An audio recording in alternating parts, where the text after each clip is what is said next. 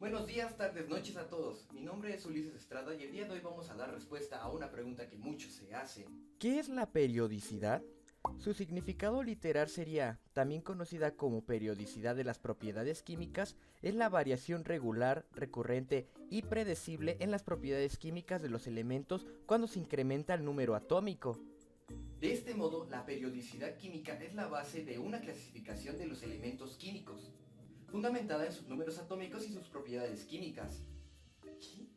O sea, sé que es una forma de clasificación de todos los elementos existentes hasta ahora, ya que no todos los elementos entre sí son iguales.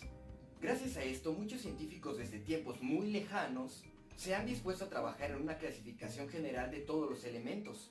Supongo que ya sabes cuál fue el resultado. La tabla periódica. Pero, ¿cómo sucedió todo esto? Uno de los primeros científicos en proponerse a clasificar los elementos fue Johann Dobereiner en 1829, con su ley de las triadas.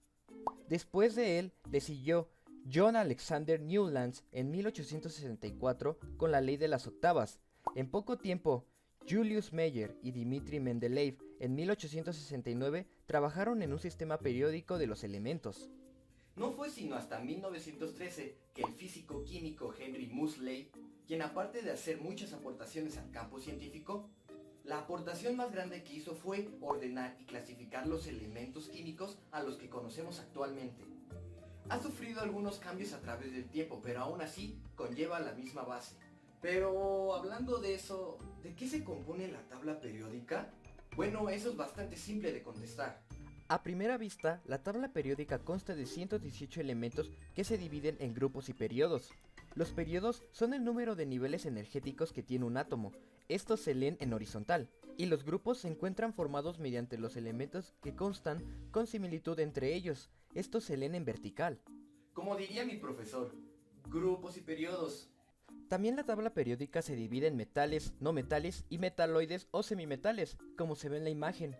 Ahora bien, ¿cuáles son las partes de un elemento químico en la tabla periódica? Hagamos un ejemplo con el carbono. El número atómico es el número de protones que hay en el núcleo del átomo de un elemento. En este caso serían 6. Ahora sobre su masa atómica, la masa es el peso relativo de los átomos de los distintos elementos. En el carbono sería 12.01. Y por último, la distribución de electrones.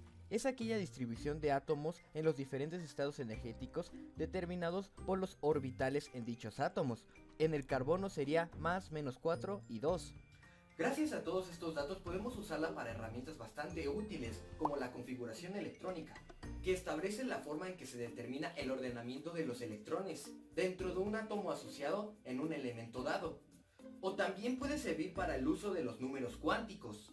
Son valores numéricos discretos que indican las características de los electrones en los átomos. Esto está basado en la teoría atómica de Niels Bohr, que es el modelo atómico más aceptado y utilizado en los últimos tiempos por su simplicidad. Ya para terminar, les daré algunos datos curiosos acerca de la tabla periódica. ¿Sabías que en la tabla periódica no hay una letra J? La razón de esto es que todos los nombres de los elementos químicos vienen del latín, y en el latín no existe la letra J. ¿También sabías que hay un elemento que se descubrió en el espacio antes que en la Tierra? Bueno, este es el helio. Fue descubierto en 1868 gracias al Sol. No fue sino hasta mucho tiempo después que en la Tierra se encontró el mismo helio. ¿Quién diría que el helio se tomaría como uno de los elementos más abundantes en todo el universo? Hay que agradecerle al Sol. Hay muchas cosas ocultas aún, pero gracias a la ciencia podemos encontrarlas. Esto fue todo de mi parte, gracias por ver y nos vemos en otro video.